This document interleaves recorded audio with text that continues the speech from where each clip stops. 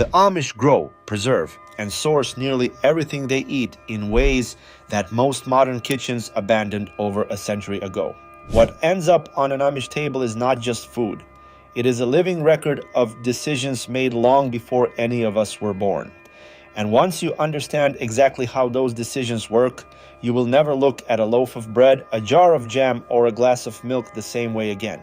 Most of us buy food without thinking much about where it started. A bag of flour appears on a shelf, and we assume someone somewhere handled the details. The Amish do not make that assumption.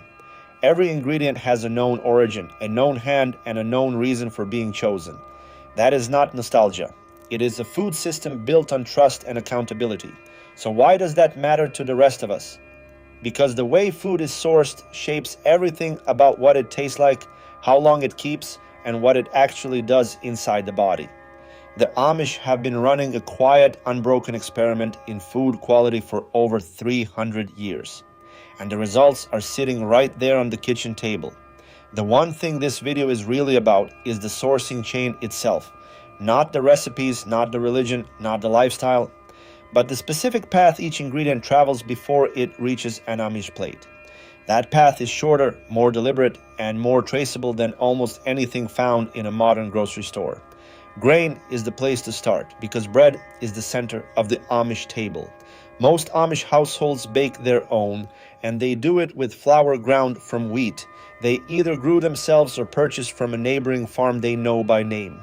Stone milling, a process where the bran and germ survive intact, unlike roller milling, is how that wheat becomes flour in a traditional Amish household. The wheat varieties many Amish families use are heirloom strains, older cultivars like red fife and turkey red that were never bred for industrial yield or shelf stability. They were bred for flavor, for hardiness in a specific region, and for the ability to save seed from one year to the next. Seed saving. A family that saves seed is a family that does not depend on a seed company, a catalog, or a supply chain that can break. Saving seed is not a romantic idea. It is a practical form of food sovereignty that determines what gets planted, what gets eaten, and what survives into the next generation.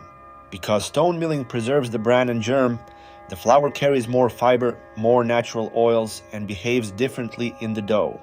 Denser, richer, with a shelf life measured in days rather than months. Industrial flour is stripped of those components precisely because the oils in the germ go rancid, and rancid flour does not sell. The Amish solved that problem by grinding small amounts as needed and baking quickly. Dairy is the next pillar, and this is where the sourcing differences become most visible. Raw milk, meaning milk that has not been pasteurized or homogenized, is common in Amish households where it is legal, and in many states it is. The cow producing that milk is generally a family cow or part of a small herd the family tends directly. She is fed pasture grass in season and stored hay in winter, not grain pellets or silage designed to push maximum output. What researchers now label pasture-fed or grass-fed dairy is simply the default in an Amish household, and the difference in composition is measurable. It contains higher levels of conjugated linoleic acid and vitamin K2 than commodity milk, and a different fat structure that some researchers believe the body processes more easily. But the practical point is simpler than the chemistry.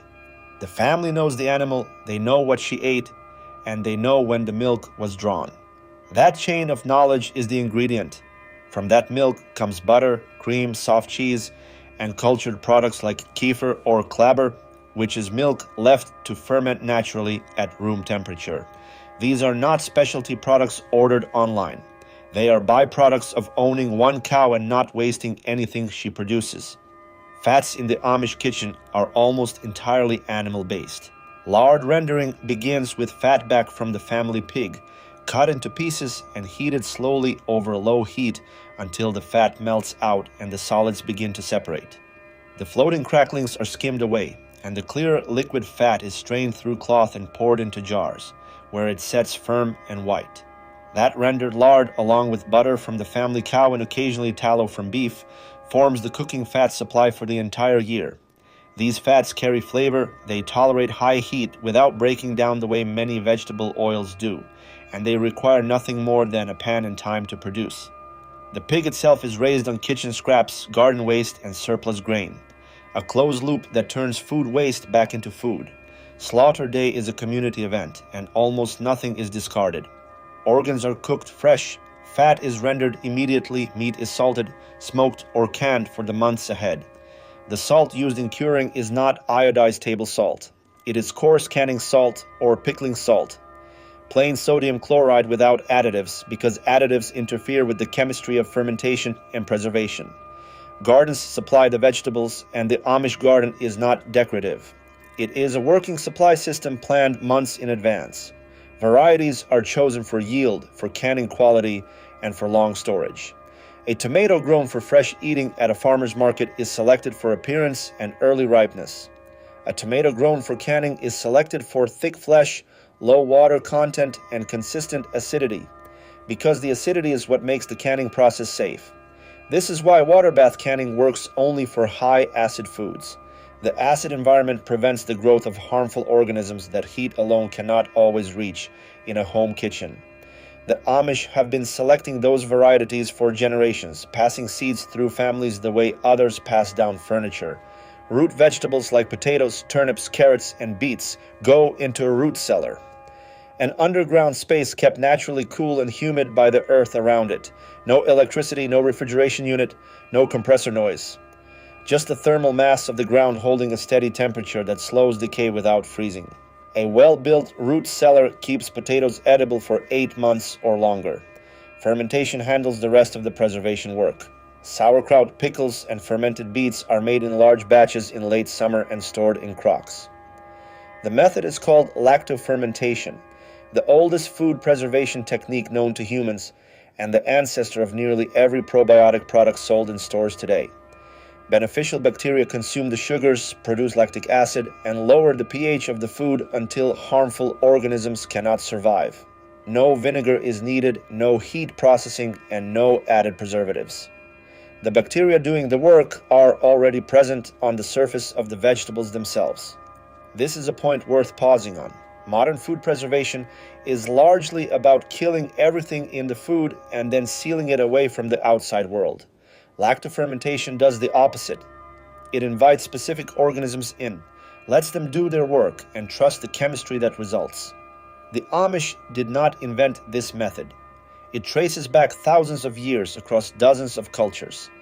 But they kept using it without interruption while most of the industrialized world switched to vinegar pickling and heat canning in the 20th century. Sweeteners in the Amish kitchen come from 3 main sources. Maple syrup is tapped from trees on or near the family property. Sorghum molasses is pressed from sorghum cane and boiled down in large outdoor kettles into a dark, mineral-rich syrup that is distinctly different from cane molasses in both flavor and nutritional character. White sugar is purchased in bulk from suppliers, one of the few outside inputs, and bought in 50-pound bags because that is simply more efficient for households that bake daily. Spices and herbs are grown in the kitchen garden or dried and stored from the previous season. Dried herbs have a different flavor profile than fresh ones, more concentrated, more resinous. And Amish cooks build recipes around that expectation, rather than treating dried herbs as a substitute for fresh. So, how did all of this survive when nearly every other traditional food culture around it was being absorbed into the industrial system? The answer is deliberate separation. The Amish did not reject modern food because they failed to understand it. They evaluated it and declined.